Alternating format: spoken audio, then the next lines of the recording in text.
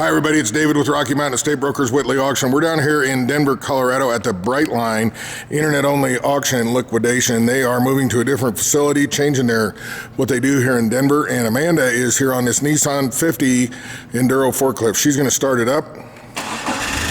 We've been using this. They've been using it every single day for as long as it's been here. She's going to show you that it works. It's got a 3-stage mast. Has side shift, goes up to like 21 feet or something like that. It says that in the description.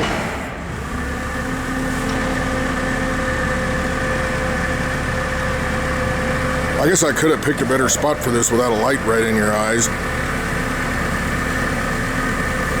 She's going to drive it around, show you that it works real quick. Like I said, we've been using this on a daily basis. They use this to load 6 semis today.